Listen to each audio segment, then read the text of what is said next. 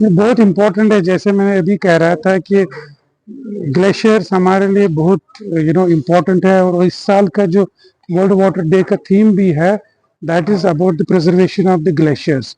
तो बहुत इम्पोर्टेंट है। कश्मीर में हमारे पास इस वक्त करीब 20,000 के करीब ग्लेशियर्स है।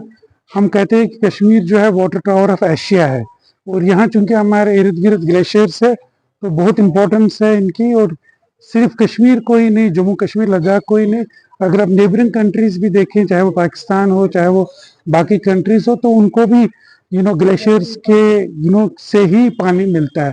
तो इसलिए इसका जो वर्ल्ड वाटर डे का जो थीम है, बहुत ही इम्पोर्टेंस है इसकी कि ग्लेशियर्स को कैसे प्रिजर्व किया जाए, क्योंकि क्लाइमेट चेंज के प्रेशर के अंडर हमारे ग्लेशियर्स थोड़ा ज्यादा तेजी से पिघल रहे हैं। तो इनको हम कैसे बचाएं। तो ग्लोबली यूनेस्को और वर्ल्ड मेट्रोलॉजिकल ऑर्गेनाइजेशन ने इस साल का थीम जो है प्रिजर्वेशन ऑफ द ग्लेशियर्स रखा है। ग्लोबल वार्मिंग या क्लाइमेट चेंज आप कहिए तो एक ग्लोबल फिनोमिना है, इसलिए बहुत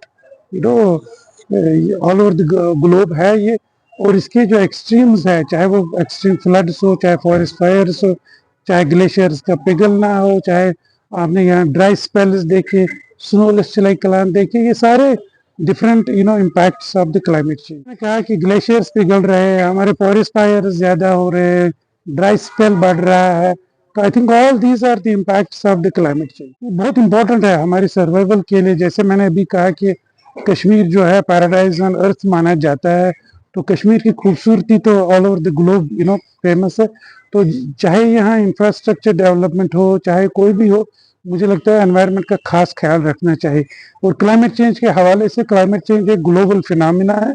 तो at the international level, at the national level जो एफर्ट्स किए जा रहे हैं, तो मुझे लगता है उसमें तेजी लाने की जरूरत है।